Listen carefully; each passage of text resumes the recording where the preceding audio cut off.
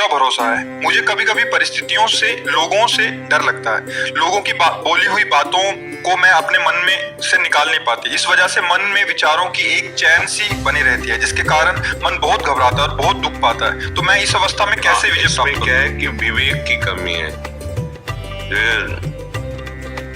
ये कल्पनात्मक भी बांध सकता है, बिना किसी व्यक्ति, वस्तु, स्थान के भी।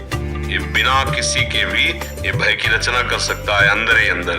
ये बिना किसी बात, वो मतलब आपको ऐसे विषाद में पैदा कर देगा जहां कोई अवसर नहीं विषाद का, वहां भी विषाद करा देगा, क्योंकि विवेक नहीं है। अगर विवेक है तो फट से काट देगा। जहां वो चैन बनाना चाहेगा ना, फट से काट देगा। अगर ऐसा होगा तो भगवान है ना, वो रक्षा करेंगे, वो रक्षा करेंगे। अगर ये नष्ट हो गया तो दूसरी व्यवस्था करेंगे। अनंत ब्रह्मांडों की रक्षा करते हमारे सर्व समर्थ भगवान है, वो तुरंत काट लेगा।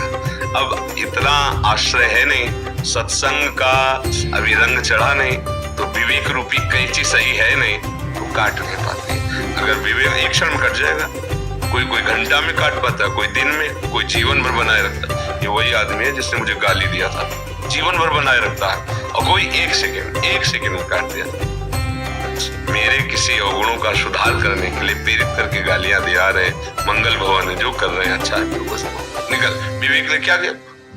और अगर विवेक नहीं, हमने तो कुछ बिगाड़ना नहीं था, इसने गाली दिया। कभी तो अवसर आएगा जब मिलोगे जिंदगी में, तो तुमने 10 दिए ना, 100 देंगे तुम्हें। अब वो पकड़े बैठा हुआ है। अब विवेक है तो एक सेकंड में काट दिया। तो ये जो चिंतन है, ये तभी सुधरेगा जब भगवत चिंतन हो। इसीलिए हम कह रहे हैं, सबको अगर सुख की चाह है तो नाम जप करो, दूसरा उपाय कोई नहीं है। ये तुम्हारे किसी के आशीर्वाद से, फल फूल देने से, जंतर मंत्र बांधने से कुछ नहीं। राधा राधा राधा राधा, अच्छे आचरण करो।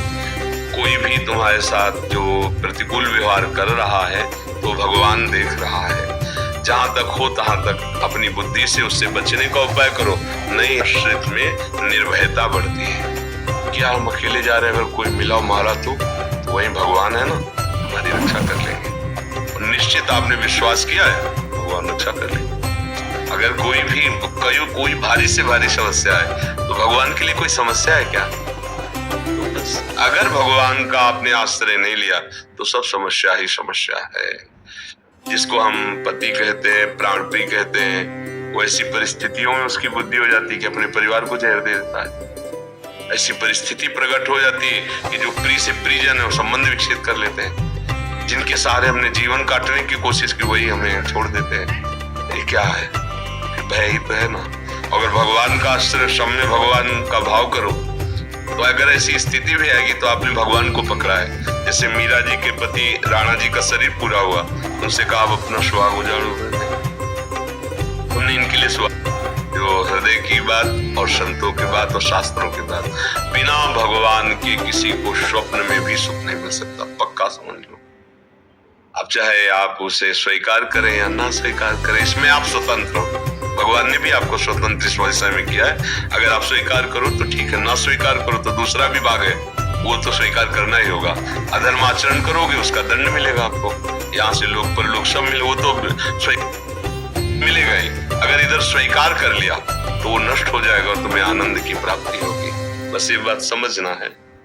उमेश जी दुबई, आपके चरणों में दंडवत प्रणाम। महाराज जी, निर्मल मन से भजन होगा अथवा भजन करने से मन निर्मल होगा? मन की मलिनता को पहले समझो किसे कहते हैं। मन का मल क्या है,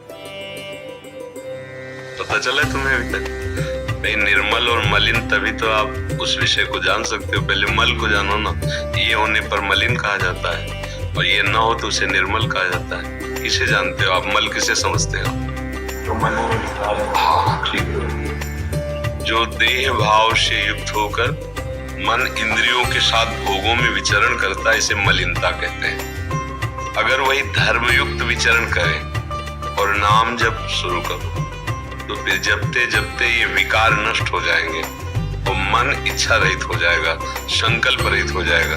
संकल्प रहित मन को ही निर्मल मन कहते हैं। जिसके मन में कोई भी भोग की चाह नहीं है, उसे निर्मल मन कहते हैं। और भोगों की मान प्रतिष्ठा बढ़ाई आदि आदि आदि ये सब चाह जितनी है प्राकृतिक, ये सब मल है, क्योंकि ये है नहीं। और इसमें सत्यत्व भाव करके तो करना ही मल है।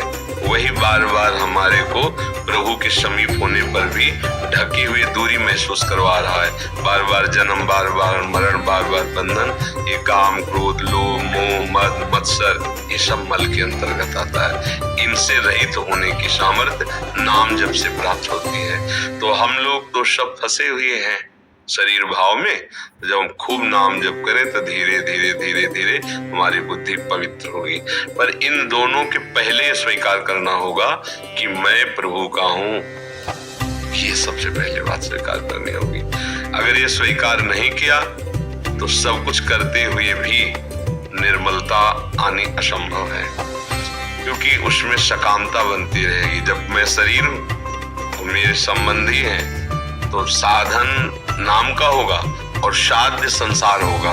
भोग सामग्री, धन, सुख, निरोगता आदि आदि आदि। तो फिर मन मलिन ही रहा, उसे निर्मल मन नहीं कहते। जब निर्मल मन उसे कहते हैं केवल सत्य वस्तु, सच्चिदानंद प्रभु की प्राप्ति की केवल चाह, सब चाहे खत्म हो गई। अब वो निर्मल जनमन सो मोहि पावा, मोहि कपट छल छिद्र न भावा, बस ये। फिर वो मन निर्मल हो जाता है। मैं प्रभु का हूँ जैसा भी हूँ, और खूब नाम जप, और जो निषेध किया गया है उसे ना करे तो धीरे धीरे मन हमारा शांत हो जाएगा, निर्मल हो जाएगा। तो जैसे निर्मल जल हो, हलचल रहित हो, तो उसके नीचे की वस्तु दिखाई देती है ना, ऐसे ही मन के तह में जो विराजमान तत्व है वो आत्म तत्व, वो भगवान है। वही समझ में, तभी भगवान ने कहा इंद्रियाणाम मनस्यास्मि। तो जैसे जल गंदा हो और चंचल हो तो उसकी तह में जो वस्तु विराजमान वो हमें समझ में नहीं आती है।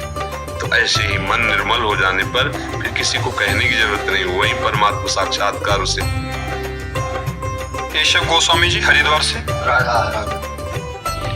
महाराज जी, अखंड भजन या अखंड स्मृति जिसको सभी संतों ने सर्वोच्च अवस्था माना है, देव ऋषि भी, नारद जी ने भी जिसको अव्यव्रत भजनार्थ कहा है, वो अवस्था आपके अनुसार कैसे प्राप्त हो? तदर्पिता अखिलाचारिता, देवर्षि नारद जी, तदर्पिता अखिलाचारिता। सारे आचरण भगवत समर्पित होने चाहिए। सारे आचरण, तो उसमें आ गया आपका अंतःकरण भी, आपका कारण शरीर भी और स्थूल शरीर भी। इसको सूक्ष्मता से समझो। स्थूल शरीर के द्वारा बाह्य क्रियाएं होती हैं, और क्रियाओं के पहले अंतःकरण में संकल्प और चिंतन होता है, और संकल्प और चिंतन स्वभाव के अनुगत होता है। स्वभाव को कारण शरीर कहते हैं, अंतःकरण को सूक्ष्म शरीर कहते हैं, पांच भौतिक शरीर को स्थूल शरीर कहते हैं। समझ रहे ना? जब हमारे को यह निश्चय हो गया कि मुझे प्रभु की प्राप्ति करनी, हम इनको नहीं ले रहे, ना स्थूल न सूक्ष्म कारण, सोहम तवास्मि शरणम तवाश्रिता, सोहम तवा। अरे मैं तो भगवान का अंश हूं, मैं तो नित्य प्रभु का जन हूं। भूल गया मैं तो, अपने को शरीर माना, अपने को संसार माना। पहले स्वीकृति हुई मैं की, मैं प्रभु का। अब स्वभाव हमारा बदलेगा, ऊपर से बदलना शुरू होता है, स्वभाव बदलेगा, तो अंतःकरण का संकल्प विकल्प बदलना शुरू हुआ, तो बाहर की क्रियाएं जितनी है वो सब बदलनी शुरू हो गई। प्रभु का जन होकर के मैं ऐसा कार्य कैसे कर सकता हूँ? चिंतन बदला, क्रिया बदली, तो तदर्पिता अखिलाचारिता। जितने आचरण वो सब प्रभु की प्रसन्नता के लिए हो गए। श्री कृष्ण अनुकूल, प्रतिकूल से वर्जनम, कोई भी प्रतिकूल आचरण नहीं। अब बचा क्या? केवल भगवान का चिंतन, केवल भगवान। अखंड स्मृति का मतलब केवल बराबर माला चलाना नहीं होता, एक एक वृत्ति। जैसे गोपांगनाएं, जो हमारे ब्रज की गोपीजन है, घर लीप रहे हैं, वो हार रहे हैं, ओखली में धान कूट रहे हैं, आटा पीस रहे हैं, भोजन बना रहे हैं, गाय दूह रहे हैं, कर तो ये सब क्रियाएं रही बाह्य व्यवहारिक गृहस्थ की, लेकिन चित्त वृत्ति मुरारी पादार्पित चित्त, एक एक वृत्ति कृष्ण में लगी हुई है। यह अखंड स्मृति, ये है महाभागवत। आज तक कोई ऐसा भक्त नहीं हुआ जिसने गोपी चरण के रज की वंदना न की हो, जब ब्रह्मा शंकर उद्धव आदि करते हैं तो इनके नीचे ही सब भक्त रहते हैं। त्रिभुवन में कोई भक्त गोपी के समान नहीं है। भीष्म पितामह जी का जब भीष्मिस्तव अंतिम समय, तब वो प्रभु से प्रार्थना करें, हे गोपी वल्लभ, जो आपने गोपी जनों को सुख प्रेम प्रदान किया, अब अंतिम समय है, मेरी बुद्धि कुंवारी रही, आज तक किसी का वर्ण नहीं किया आपके सिवा, आप इस मेरी बुद्धि रूपी कन्या का वर्ण कीजिए। मतलब अंतिम समय गोपी जनों का स्मरण कर, नारद आदि उद्धव आदि ये सब गोपी चरण वंदना करते हैं। ऐसा अनुराग, एक एक वृत्ति कृष्ण में, और केवल कृष्ण के लिए सारी चेष्टाएं हो रही। गाय दूरे तो मीठा दूध हो, मीठा दही जमे, मक्खन अच्छा निकले तो मेरे प्यारे आवे, और जैसे मैया से लड़के छीन के पाते हैं वैसे पावे या चोरी चोरी पावे, और मैं छुप करके देखूं, फिर दौड़ के जाऊं और उन्हें पकड़ूं, फिर वो डरते हुए दिखाई दे, ये मुझे सुख चाहिए। वो ऐसे ही भगवान आते, भगवान माखन चोरी, कुंड भरे बाबा के कुंड, वहां दही दूध रखने के लिए बाल्टी और कलश नहीं थे, कुंडों में रखा जाता था, लाखों को में लाके। ये भक्तों, अब एक एक वृत्ति भगवान में अर्पित करने के लिए तदर्पिता अखिलाचारिता, आपके सारे आचरण सारी क्रियाएं भगवत विधान के अनुसार होनी चाहिए। कार्य व्यवस्थितो तस्मात् शास्त्रम प्रमाणम ते, शास्त्र के अनुसार श्री कृष्ण ही तो गीता गायन कर रहे हैं। हमारे गुरु, हमारे प्रीतम, हमारे प्राणाराध्य श्री कृष्ण हैं, और उनकी पसंद है कि ऐसे चलो, हम वैसे चलने लगे तो स्वयं में वो कृपा करेंगे। पूरी गीता सुनने के बाद अर्जुन को क्या फल मिला? नष्टो मोहा, बस यही तो आप पूछ रहे हैं ना। स्मृति लब्ध्वा, पूरी गीता सुनने के बाद मोह का नाश हुआ और अखंड स्मृति प्राप्त हो गई। मामन स्मर युद्ध च, मेरा सतत स्मरण हो और अपने कर्तव्य का पालन करो। एक बैठ करके माला चलाया और चिंतन विषयों को रहा है, अभी बात नहीं बनी। फावड़ा चला रहा है, राम राम हरि हरि कृष्ण कृष्ण बोल रहा है, बड़ा महात्मा है, बहुत बड़ा महात्मा है।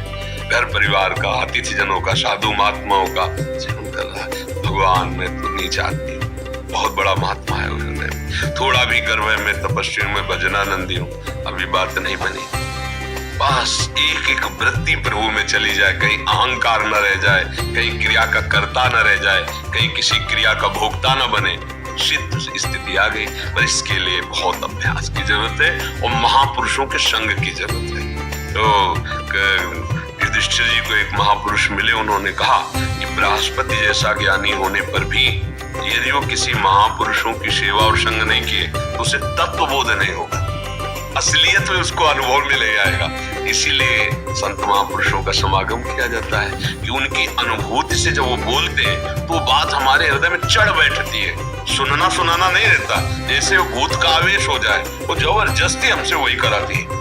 अब हमको जीना ही वैसे पड़ेगा जैसा वो चाहते हैं। अगर किसी संत का हृदय से वर्णन कर ले, ये हृदय के वर्णन की बात करे, तो उनकी बात तुम्हारे ऊपर चढ़ जाएगी और वही करवाएगी तो वो कह रहे तुम कर ही नहीं सकते उसके विरुद्ध। ये महापुरुषों का बल होता है। तो भगवत प्रेमी महापुरुषों का संग करे और अपने जीवन को, अपने मय को प्रभु के चरणों में समर्पित कर दे तो अखंड स्मृति जागृत हो। समस्त क्रियाओं को शास्त्र सम्मत करते हुए निरंतर भगवत स्मृति अंदर से रहना, ये है समस्त साधनाओं का फल।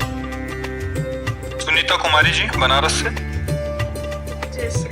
राधे राधे महाराज जी, आपके चरणों में कोटि कोटि प्रणाम। गुरुजी, मेरा शरणागति पुष्ट नहीं हो रहा। गुरुजी, शरणागति पुष्ट कैसे करें? हम ईर्ष्या और द्वेष में ही फंसे हैं, कैसे खत्म करें? पहले शरणागति के लिए हमें तैयार होना चाहिए।